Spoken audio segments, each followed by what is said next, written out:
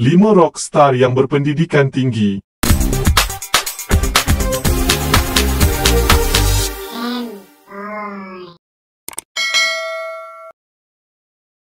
Kerjaya dalam bidang seni seringkali dikaitkan sebagai pilihan sekiranya seseorang itu dianggap gagal atau terkebelakang dalam pendidikan. Pandangan ini menimbulkan stigma yang agak terkesan juga sehingga membuatkan ramai karyawan dipandang sinis tahap pemikiran mereka. Tidak dapat dinafikan, persepsi buruk ini ada benarnya namun tidak layak untuk dikenakan pada semua, mungkin hanya segelintir saja yang benar-benar tergolong dalam kategorinya. Pendidikan adalah satu asas yang sangat penting dalam hidup dan 5 karyawan ini mempunyai tahap pendidikan yang sangat boleh dibanggakan. Berikut adalah 5 karyawan yang nyata berbakat besar dan juga berpendidikan tinggi tetapi memilih muzik sebagai kerjaya utama. Jom tonton.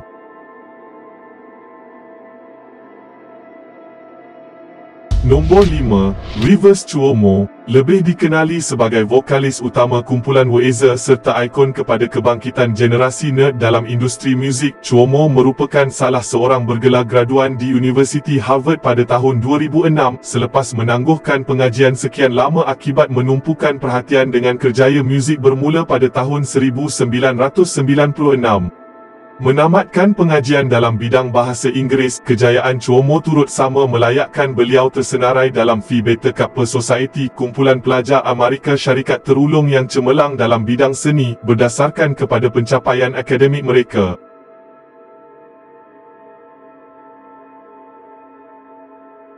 Nombor 4, Tom Morello, gitaris terkenal kumpulan Rage Against the Machine serta Audioslave. Petikan gitar Morello serta bunyi unik yang dihasilkan amat mudah dikenali kerana identiti pemetiknya jelas kedengaran pada setiap not.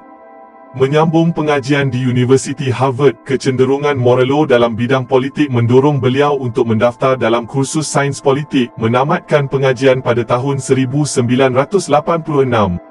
Morello sempat bekerja sebagai salah seorang pegawai kepada seorang senator di Amerika Syarikat, namun pengalaman itu membuatkan dia jadi serik untuk meneruskan karya dalam politik negara.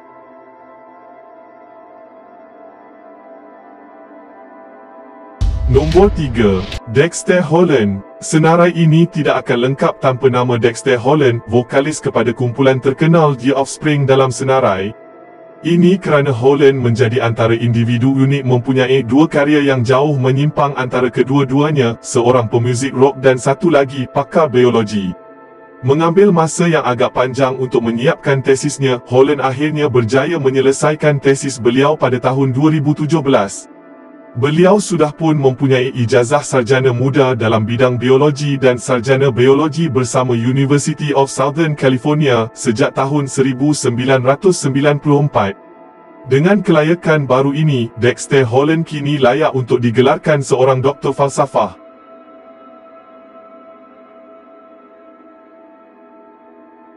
Nombor 2, Chris Martin dan Coldplay. Kami tidak pasti sama ada beliau masih layak dikategorikan sebagai seorang pemuzik rock. Berikutan perubahan hala tuju kumpulan Coldplay yang agak luar biasa bezanya, namun satu ketika dulu Coldplay adalah sebuah kumpulan rock terulung di dunia. Kesemua ahli kumpulan Coldplay mempunyai kelulusan daripada berprestij University College of London atau UCL, antaranya kelulusan dalam bidang kajian manusia, matematik, dan Martin sendiri cemerlang dalam bidang pengajian dunia lama, berfokuskan kepada kajian Greek dan Latin.